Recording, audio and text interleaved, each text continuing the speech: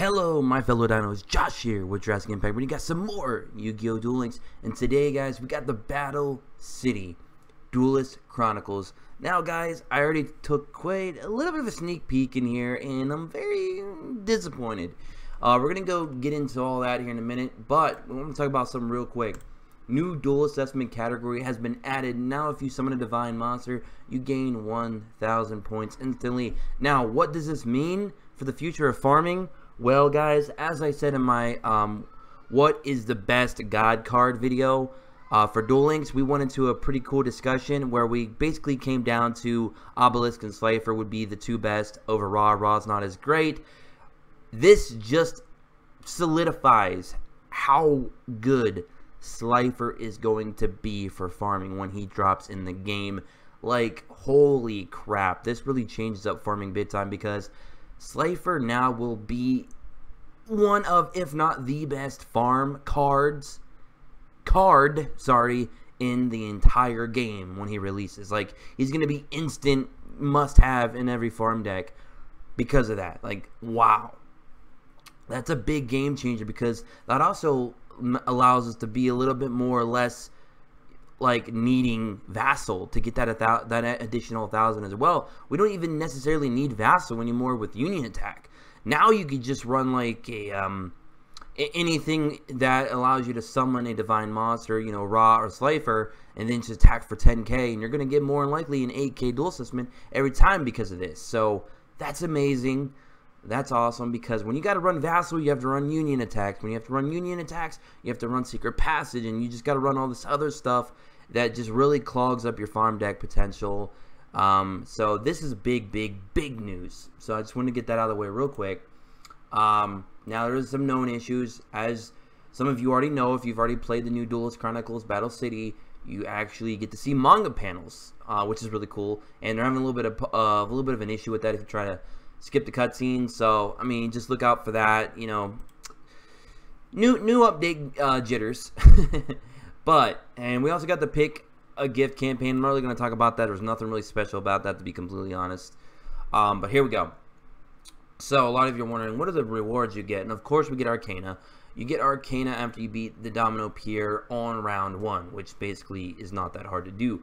We do got some new monsters that we do get, however, which we're going to go into as well. So one of them being Little Winguard. And what does Little Winguard do? Little Winguard is a warrior, 4-star wind, 1800 defense, 1400 attack. Once per turn during your end phase, you can change the battle position of this card. So something interesting there. I mean, you could summon them early, put them in defense. You can put them in defense and then put them in attack. I mean, it's not really that great of a card. It's nothing special, but hey, it's just another card to add to your collection. We also have the Masked Beast. Now, this is a new ritual card. He's 3200 attack, 1800 defense. He's a double tribute, dark attribute, fiend ritual. Yes, fiend. You can you can ritual summon this card with Curse of the Masked Beast. So that's what you'd use for him. We also have another Beast Warrior. Now this one's very interesting. Very interesting. He is a 4-star effect. His name is Panther Warrior. A lot of you may know him. He was, I believe he was used in anime quite a bit. If memory serves me correctly. I could be wrong. I think he was, though. Maybe not a lot, but a few times. I could have sworn it's been a while. It's been a while since I saw the OG and the original and GX and all that. I mean, it's been a while, guys. So keep that in mind. But anyways, this card cannot declare an attack unless you tribute one monster. But he has 2,000 base attack, 1,600 defense. If you put this guy in a Joey Wheeler field spell deck, he's going to be at 2,200 attack, just base.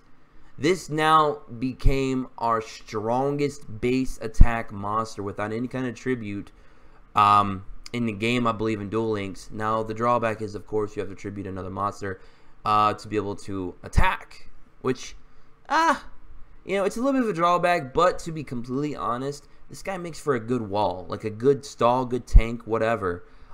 Very good in that regard. You know, just to throw out a quick 2200 monster just because, So he will have his uses there in that regard.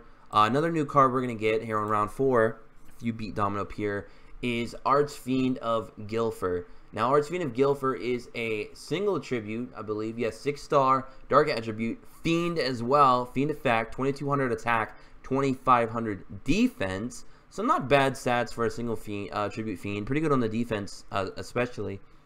When this card is sent to the graveyard, now keep in mind when it is sent, that means you do not have to control it on the field. You can just tribute to Doomed him out of your hand and just, you know, nuke something on the field and then throw him right in the grave. I mean, you can do whatever you want to get him into the grave from your hand if you want. And you can still use his effect. Basically, you can attach him to a monster on the field, and that monster loses 500 attack while equipped with this card.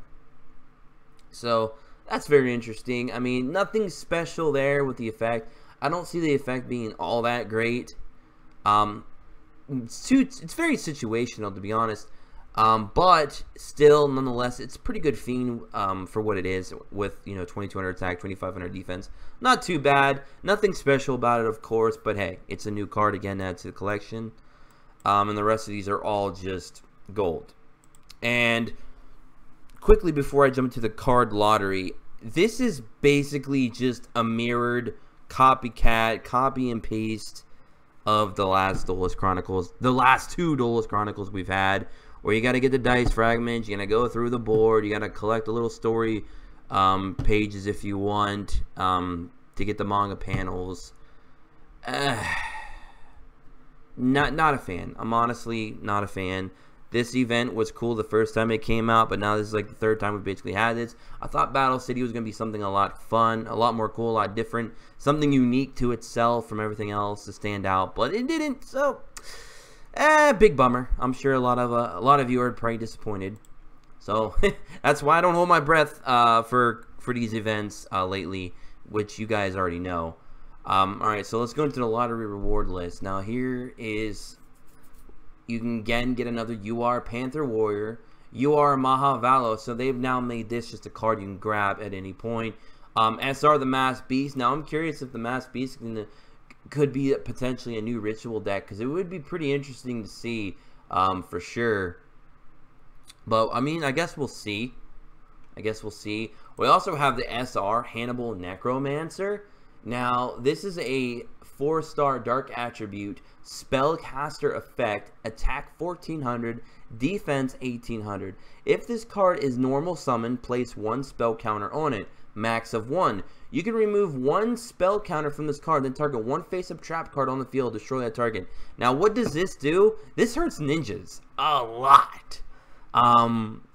Being able to take out a face-up trap is actually pretty cool. Now if you run this with a, let's say, for example, Sergeant Electro, and you force your opponent to flip that mirror wall, and then you summon this guy, boom, that's a pretty cool combo. But again, very situational. I don't really know how useful he's going to be, but if you were running this deck and you happen to play against ninjas, you'd have a pretty good shot at beating them, because, well, they would lose pretty much all their traps if they activated them. So that would be pretty cool. I guess. I don't know. I don't really see too many other situations for this card to be too useful at the moment. I mean, he's got alright defense, 1800. If you put him in a Power of Dark deck, you know, got 2k or whatever. But other than that, nothing too good. And then, of course, Karibo has already been in the game.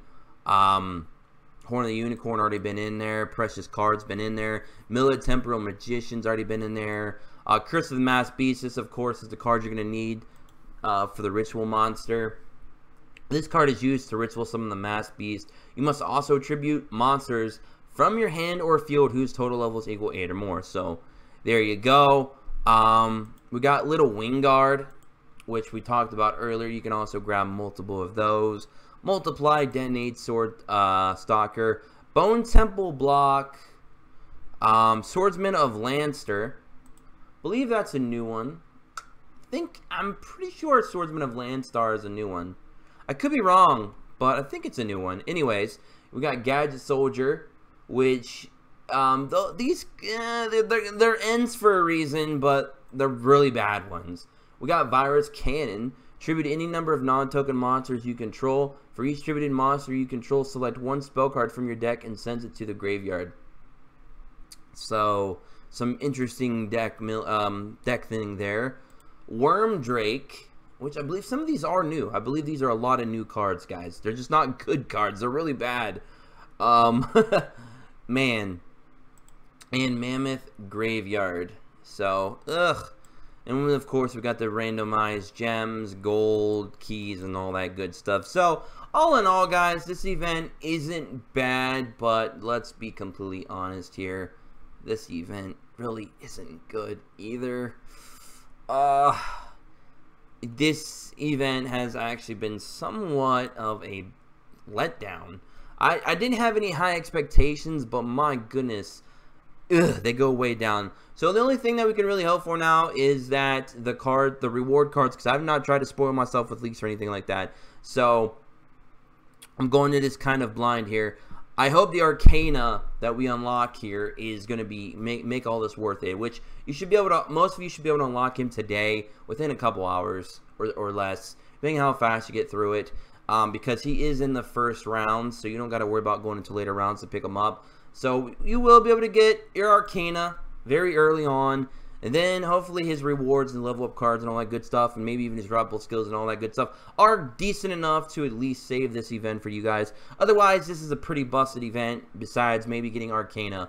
Other than that, not great. But anyways, hope you guys all enjoyed this video. I just did a quick little breakdown in AKA/opinion and review on this event. Hope you guys all enjoy. As always, drop a like, subscribe if you're new, join our Discord, which is in the description below. We're almost at 900 members, guys. And until next time, I'll catch you all later. And as always, peace.